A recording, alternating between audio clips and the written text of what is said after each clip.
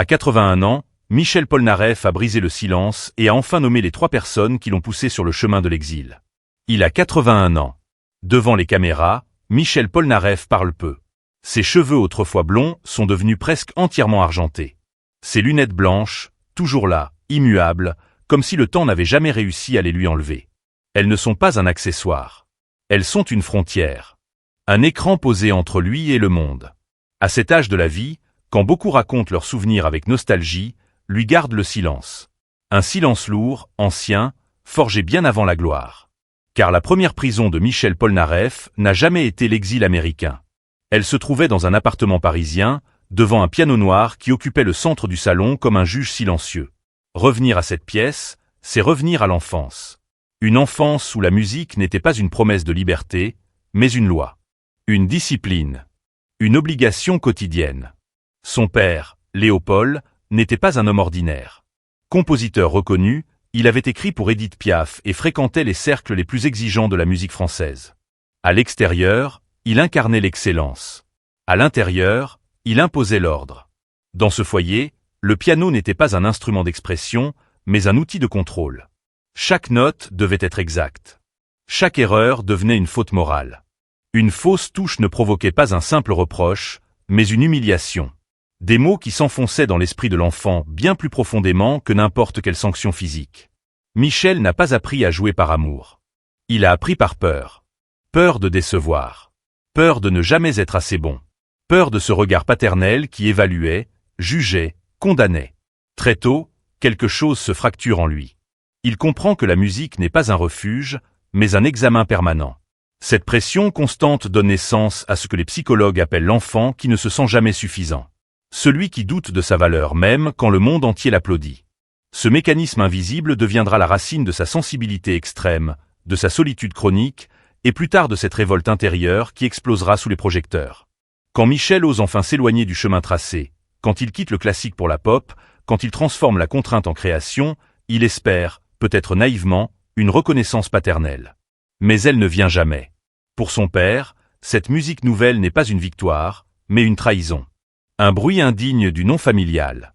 Cette absence totale de validation achève de rompre quelque chose. Michel quitte la maison. Il pense se libérer. Il ne fait que déplacer sa blessure. C'est aussi là que naît un symbole qui marquera toute sa vie. Ses lunettes blanches, devenues mythiques, ne sont pas un caprice de star ni une provocation esthétique. Elles sont un bouclier. Derrière elles, il peut cacher ses yeux. Derrière elles, il peut masquer la peur de l'enfant qu'il a été. Elles protègent moins sa vue que son regard, ce regard qui a trop longtemps cherché l'approbation sans jamais la trouver. Elles deviennent une armure contre le jugement, contre l'exposition, contre la fragilité. Dans ce contexte, la musique change de rôle. Elle n'est plus une obligation imposée par le père. Elle devient le seul espace où Michel peut respirer. Le seul endroit où il peut dire non. Elle devient un refuge intérieur, un lieu secret où la peur se transforme lentement en voix. Mais cette voix porte déjà les traces de la douleur. Elle est sensible, mélancolique, souvent habitée par une forme de solitude que le public ressent sans toujours la comprendre. Cette première blessure ne guérira jamais vraiment. Elle accompagnera chaque succès, chaque scandale, chaque fuite. Avant d'être une icône excentrique, avant d'être un exilé, Michel Polnareff a été un enfant terrifié devant un piano. Et c'est dans ce salon parisien, bien avant la gloire et bien avant l'exil, que tout a commencé. Le moment arrive où l'enfant obéissant cesse d'exister. Sans fracas, sans déclaration, mais avec une décision intérieure irréversible. Michel Polnareff tourne le dos à la voix classique que son père avait dessinée pour lui. Il choisit la pop. Un mot qui, dans ce foyer, résonne comme une provocation. Ce choix n'est pas seulement artistique. Il est existentiel. C'est un non murmuré à l'autorité, un pas de côté face à une vie déjà écrite. En embrassant cette musique jugée légère, Michel ne cherche pas le scandale. Il cherche l'air. Il cherche un espace où il peut enfin respirer sans craindre le verdict. Puis tout s'accélère. Une chanson surgit et traverse le pays comme une onde. La poupée qui fait non. Une mélodie simple, entêtante, presque insolente dans sa liberté. La France la fredonne, la radio la diffuse sans relâche, les salles se remplissent. En quelques semaines, Michel devient une voix, puis un visage, puis un symbole. Le public l'adopte avec une ferveur presque immédiate. On applaudit son audace, sa différence, son refus de se conformer. Dans la rue, dans les cafés, dans les foyers, son nom circule avec admiration. Il est porté par une vague qui semble irrésistible. Mais derrière les murs du cercle familial, le silence demeure. Pas de félicitations, pas de fierté, pas même une reconnaissance discrète. Là où la foule voit un prodige, le père ne voit qu'une faute. Pour lui, cette musique n'est pas une émancipation, mais une dégradation. Il la qualifie de bruit. Un mot sec, brutal, sans appel. Pire encore, il parle de honte. Une honte pour le nom, pour l'héritage, pour la rigueur qu'il estimait sacrée. Cette condamnation pèse plus lourd que toutes les critiques publiques. Car elle vient de l'unique regard que Michel espérait encore convaincre. La fracture devient définitive. L'écart entre la clameur extérieure et le mépris intime devient insoutenable. Michel comprend alors que la reconnaissance qu'il cherche ne viendra jamais de cet homme. Il quitte la maison familiale. Non pas dans la colère, mais dans une forme de résignation douloureuse. Il part avec peu de choses. Une guitare, quelques vêtements, et une certitude confuse, il ne peut plus rester. Il y a des nuits où il dort sur les marches de Montmartre, près du Sacré-Cœur, serrant son instrument contre lui comme une encre fragile. Dans ces instants, la gloire semble lointaine, presque irréelle. Il est célèbre pour des milliers d'inconnus, mais seul face à celui dont la vie comptait le plus. Psychologiquement, ce départ marque un acte fondateur. Les psychanalystes parlent de la nécessité de tuer le père, non pas physiquement, mais symboliquement. Michel accomplit ce geste intérieur. Il coupe le lien d'autorité pour survivre. Mais cette libération laisse un vide immense. En rejetant la figure paternelle, il perd aussi le cadre, la structure, la référence. Il devient un homme libre, mais désorienté. Et dans ce vide, un besoin nouveau apparaît. Celui de recréer une famille. De trouver ailleurs ce soutien, cette protection, cette validation qu'il n'a jamais reçue. La célébrité n'efface pas ce manque. Elle le masque. Elle l'illumine sans le combler. Derrière les sourires et les projecteurs, Michel reste cet enfant qui cherche une figure rassurante. Quelqu'un à qui confier ce qu'il ne sait pas gérer. L'argent, les contrats, la réalité matérielle. Il veut croire qu'il existe, quelque part, un frère de substitution. Un adulte bienveillant qui prendra le relais là où le père a échoué. Cette attente silencieuse devient une faille. Une ouverture dangereuse. Sans le savoir, c'est précisément cette blessure qui prépare la chute à venir. Car lorsqu'on a grandi dans le manque de reconnaissance, on confond parfois confiance et abandon. Michel avance vers son plus grand succès, mais aussi vers sa plus grande erreur. La révolte lui a donné une voix. La gloire lui a donné un visage. Mais le refus du père a laissé une empreinte profonde. Une empreinte qui, bientôt, sera exploitée par celui qu'il appellera ami. Il arrive un moment où tout s'arrête brutalement. Plus d'élan, plus de protection, plus d'illusion. Pour Michel Polnareff, ce moment n'a pas été une chute lente, mais un mur. Du jour au lendemain, il n'y a plus d'argent, plus de réserves cachées, plus de marge de manœuvre. Il n'y a pas non plus d'avocats prestigieux prêts à intervenir, ni d'amis influents capables d'ouvrir une porte discrètement. Il ne reste que des documents administratifs, des chiffres froids, et une réalité implacable. La loi ne s'intéresse ni aux intentions ni aux trahisons invisibles. Elle ne regarde qu'une chose, la signature. Et cette signature, c'est la sienne.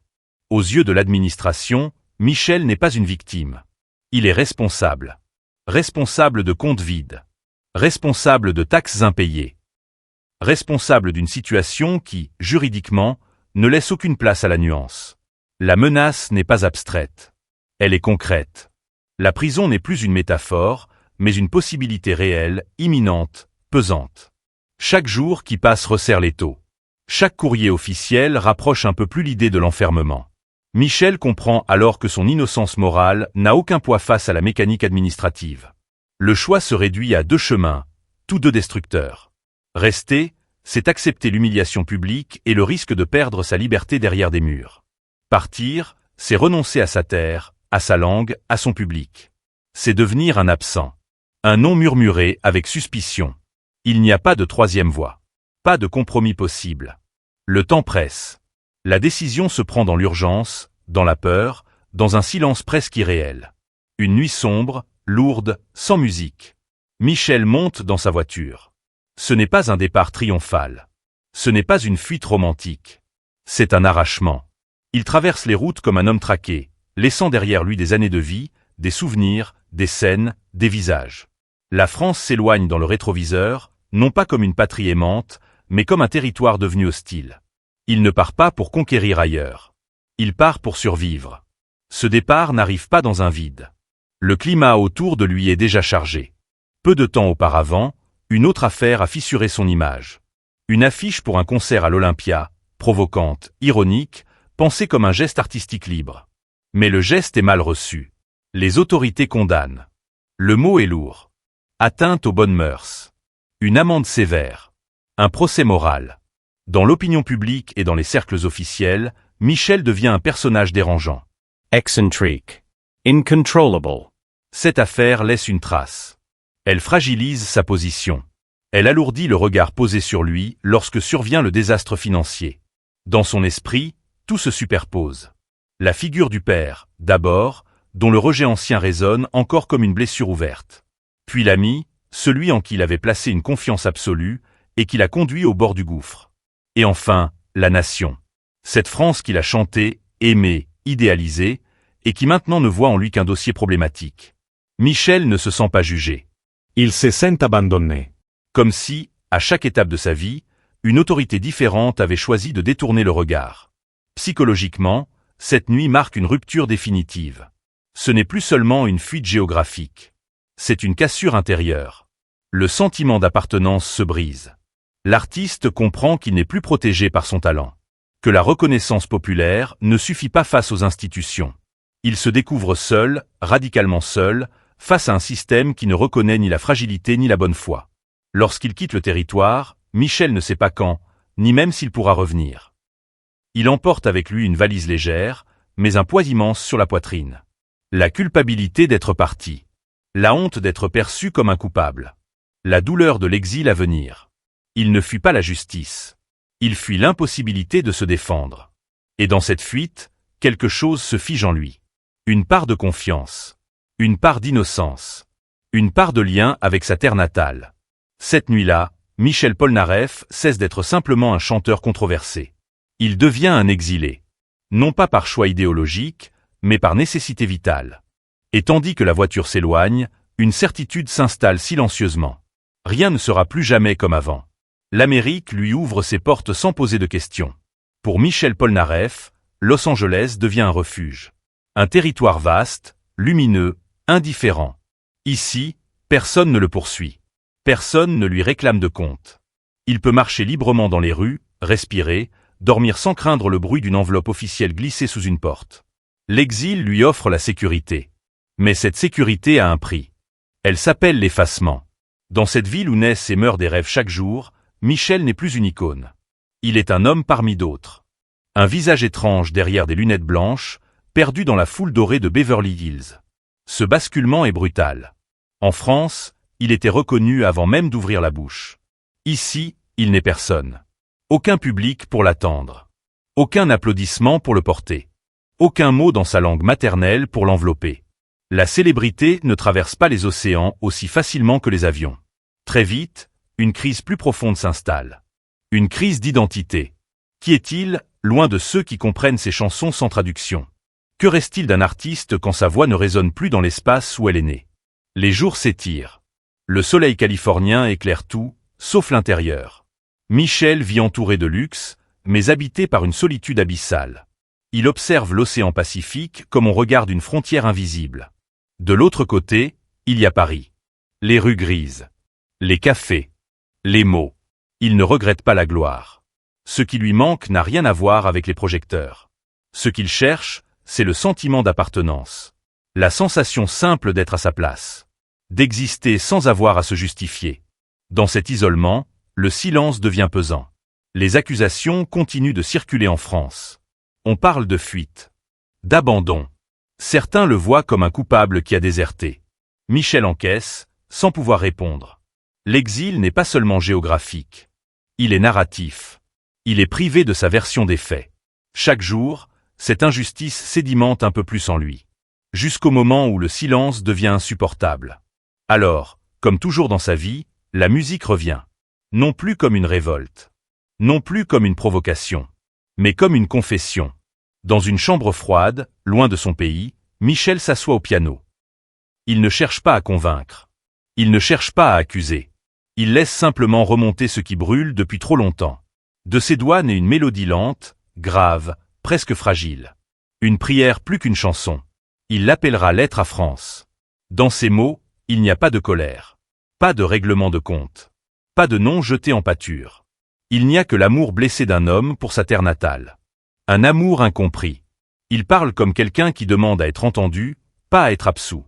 Il raconte l'exil sans le nommer. La distance sans la mesurer. La douleur sans la dramatiser. C'est la voix de celui qu'on n'a pas cru. La voix de celui qu'on a jugé trop vite. Lorsque la chanson traverse l'Atlantique, quelque chose se fissure. En France, les auditeurs écoutent autrement. Ils entendent la sincérité. Ils perçoivent la mélancolie profonde, impossible à feindre. Lentement, l'image change. L'homme qu'on disait voleur apparaît comme un poète blessé. Le fugitif devient un exilé. La caricature se craquelle. Le public comprend que cette absence n'était pas un caprice, mais une nécessité. Ce morceau agit comme une onde de choc silencieuse. Il ne provoque pas de scandale. Il installe un doute. Et dans ce doute, une réévaluation commence. Michel Polnareff n'est plus seulement l'artiste excentrique aux lunettes blanches. Il devient le symbole d'une injustice plus large. Celle d'un homme pris dans un engrenage qui le dépasse. Pour Michel, cette chanson est un tournant intérieur. Pour la première fois depuis son départ, il se sent de nouveau relié à la France. Pas physiquement, mais émotionnellement. Il a repris la parole. Non pas pour se défendre, mais pour exister. Dans cet acte créatif, il retrouve une dignité que l'exil avait mise en suspens. L'Amérique lui a offert le silence. La musique lui rend la voix. Et cette voix, portée par une simple lettre chantée, commence lentement à réécrire son histoire. Le temps finit par faire émerger la vérité, mais jamais sans exiger un sacrifice. Pour Michel Polnareff, la reconnaissance judiciaire arrive tardivement, presque froidement. La justice admet enfin ce que lui savait depuis le début. Son ancien manager a triché. Il a détourné. Il a menti. Il a profité d'une confiance totale pour piller une vie entière. Sur le papier, les faits sont établis. L'escroquerie est reconnue. Mais cette reconnaissance a une limite cruelle. Car si la faute est ailleurs, la dette, elle, reste attachée à son nom. La loi ne revient pas en arrière. Elle ne réécrit pas les années perdues. Elle ne distingue pas la naïveté de la complicité. Les impôts doivent être payés. Integralement. Peu importe l'origine du désastre. Peu importe l'injustice morale. Pour retrouver le droit de rentrer, pour ne plus vivre dans l'ombre d'un fugitif, Michel accepte l'inacceptable. Il paiera. Chaque somme. Chaque centime. Non pas parce qu'il se sent coupable, mais parce que c'est le prix de la liberté. Commence alors une longue traversée. Une période faite de travail incessant, de concerts, de fatigue, de discipline presque ascétique. Il ne s'agit plus de briller. Il s'agit de réparer. De racheter une existence. Michel transforme sa voix en outil de survie. Chaque note devient un pas vers le retour. Chaque prestation une pierre posée sur le chemin du pardon administratif. Il avance sans se plaindre. Sans discours. Avec une forme de dignité silencieuse. Il accepte de porter une injustice pour retrouver le droit d'exister chez lui. Ce combat dure des années. Il use le corps autant que l'esprit. Mais lentement, la balance s'équilibre. Les dettes diminuent. Les portes se rouvrent. Et un jour, presque irréel, le retour devient possible. Pas un retour discret. Pas une entrée par la petite porte. Mais un moment suspendu, chargé d'histoire. Une scène immense. Une salle comble. Percy. Quand Michel entre sous les projecteurs, le temps se replie sur lui-même. La foule est là. Compact. Brilliant. Vivante. Ce public qu'il a quitté sans adieu l'attend encore. Il chante. Sa voix porte les années d'exil, les nuits de solitude, les batailles invisibles. Puis, dans un geste simple, presque fragile, il enlève ses lunettes. Derrière elle, les yeux sont humides. Ce ne sont pas des larmes de victoire. Ce sont des larmes de libération. Pour la première fois depuis longtemps, il ne se cache plus. Il n'est plus en fuite. Il est revenu. Ce moment n'efface rien. Il ne supprime ni les blessures ni les souvenirs. Mais il marque un basculement intérieur. Michel n'est plus défini par ce qu'on lui a pris. Il l'est par ce qu'il a traversé. Il a survécu au père écrasant, à l'ami traître, à la machine administrative. Il a perdu de l'argent. Il a perdu du temps. Il a perdu une partie de son innocence. Mais il est toujours debout. Pourtant, au-delà de la scène et des applaudissements, une question demeure. Une question intime, silencieuse, que personne d'autre ne peut poser à sa place. L'enfant terrorisé devant le piano a-t-il trouvé la paix? Ou bien continue-t-il de naviguer, même aujourd'hui, sur une mer intérieure agitée, à la recherche d'un port définitif? La reconnaissance publique ne guérit pas tout. Le succès ne répare pas entièrement les fractures anciennes. C'est peut-être là que réside la vérité la plus profonde de son parcours. On peut tout perdre. L'argent, La reputation. la terre natale. On peut être expulsé symboliquement de sa propre histoire.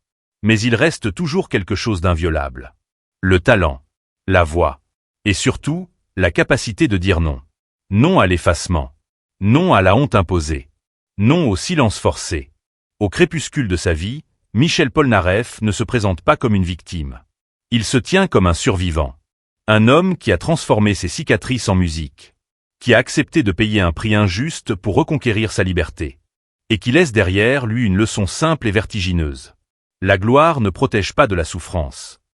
Mais tant qu'il reste une voix pour dire la vérité, aucune tempête ne peut tout emporter.